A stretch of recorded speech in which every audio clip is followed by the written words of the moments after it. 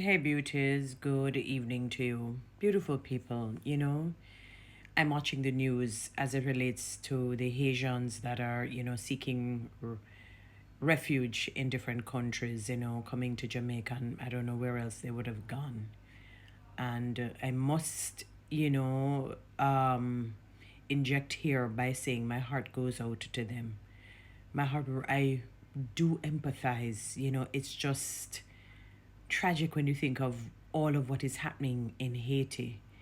The different upheavals, the crime, the violence that this country has been facing, over a long period of time for many, many years. It's just an unfortunate situation with them. I can hardly believe it, to be honest. Sometimes you wonder how much more one country can take, one country and its people, so to speak, can take. And I do empathize with them, and I pray that they get all the help that they really and truly need. All right, beautiful people. Um, this is what I have to say, beauties. I kind of employ what the scripture says when Paul was speaking with his fellow Christian brethren. He said, people, help the household of faith first. You have to deal with your people within before you go out to help people. That's the right thing to do. You have to even basically you have to equip them, and when you have a multiplicity of people of the faith helping people outside of the faith, it makes it even stronger and better.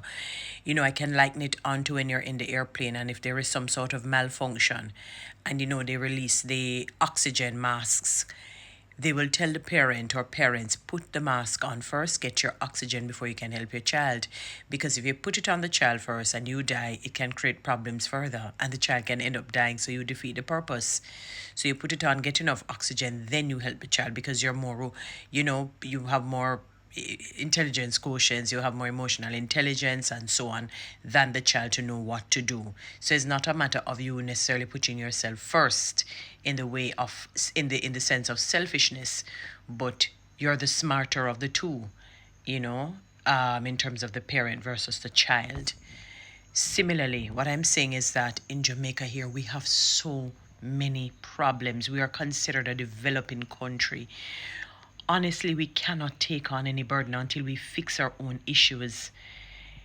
It is best that developed countries help Haiti. We really cannot take that on. Honestly, we can't, in terms of, when they, seek asylum in different countries. We really and truly can't take that on. We can't. We can't, my beautiful people, and I don't want people to feel that I'm advocating not helping them. I believe in helping them. Probably we can, give back in terms of if they need food, clothing, and so on. But it is best that developed countries help them. It is best that developed countries help them. You understand? Because, beautiful people, if that does not happen, it is going to be problematic for us. You see what we're going through? Look at the cries that we're hearing in Jamaica, the number of people suffering. And I'm not just talking about roads and water, I'm talking about proper, consummate poverty. Poverty left, poverty right, poverty top, poverty bottom, poverty center. Everywhere you turn, there is difficulty in Jamaica, financially, socially, in every way that you can think of. And I would rather we fix our problems first so that we can strengthen ourselves to help our Caribbean brothers, sisters, neighboring countries and so on. We're still considered a developing country, So we can't, unfortunately, take on the burden of these people. If roads were reversed, they probably would have said the very same to us. And I'm saying there are quite a number of developed countries that can extend a helping hand to them. We can't do it. Look at the condition of our country and its people. Public sectors are crying out for more pay, better benefits. Want to be able to buy housing, want to survive life comfortably. They cannot. When we think of people when I look, sometimes you go different places and you see abject poverty, you see suffering, you see, decadence. So we can't leave our own home to go and fix somebody else's home. It's almost like having a parent and children. And the parents say, I'm going to leave you here. I'm going to help my neighbor's children. I really don't care what happens to you, sort of a situation. That would be crazy. You certainly would not be scoring any points with God because you neglected to take care of your own. So there was a principle when Paul said, help the household of faith first to his Christian brothers and sisters before you go out. It doesn't mean if a dire situation doesn't come up a one-off, that you don't stretch a lending hand. Obviously not. But you have to strengthen the core group, which is a Christian group, he says, so that you have a multiplicity of warriors going out to help those who are lost, who need help outside of the faith. That's just common sense, That's just natural common sense. Jamaica itself needs aids, grants. I'm afraid when it goes to the powers that be, because when it goes there in terms of the allocation, it's not equitable. It's not equitable when it's supposed to be, given to the people. When we constantly hear of billions and billions and billions, it must have gone into trillions and zillions, or whatever you have in terms of however far money can go. Missing. The country cannot account for it. When we look at what is happening, the country cannot account for these missing monies, the misappropriation of monies. And then, you want to stretch, a broken country. Don't get me wrong, I'm not saying that we cannot help, but not in the way that they would want in terms of taking in people, the importation of these people. Well, not by choice, My heart breaks when I see the young children, suffering because of the violence in Haiti. A number of our developed country brother and sisters should take that on. That is why they're called developed countries. They're at an advanced stage financially and socially, and they're equipped with the right technology, with things needed to help these people. We're not. Look at Jamaica, beautiful people. You can see a direct split between the rich and the poor.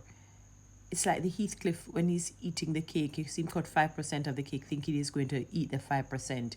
And he seems stuff the 95% down his throat. I remember that as a child to this very day. I used to find it funny as a child because I didn't understand, as them said, young bud no hurricane. It's not that I don't want them to get help. I believe in helping people. We are mandated to do that, but we have to use wisdom. Our country is dark and decadent. People are suffering. A lot of people they're afraid to talk because they don't want to be judged. And I'm not talking about just abject poverty. There are people who may look good and look fine, and they're suffering. I remember somebody sharing with me somewhere in downtown, they have some food pantry thing. And if you see the kinds of people that you go there, you're shocked. Well-dressed, well-groomed, kempt, seem to be in good standing, but things are tough and they don't have the wherewithal. Things are tough. And it's not necessarily because they lived above their means. I'm saying that most people are not paid well in this country. Most people are not paid well in this country. Why I think people, when you look at the embassy lines, especially the United States, people running off. Because when they look, they work and cannot. And they budget. I know somebody who should budget, I don't know who should not earn. Should budget till, and her salary is very low. Less than 150,000, and she doesn't have debts. No, she's not living above her means.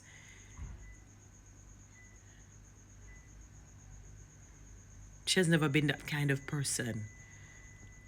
But things are dark and dim and grim for people. So we cannot, unfortunately, take on that burden as a developing country. The developed country should take that on because they're more advanced and they have the technology, the equipment, the resources to help them.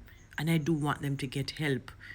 When we're in a better state based on leadership and better compensation and greater appreciation for the people and other things, then we can help them better. I'm not saying that we can't give them food and clothes and whatever they need, but We can't, unfortunately. Guys, follow me on TikTok, subscribe to my YouTube channel. Please share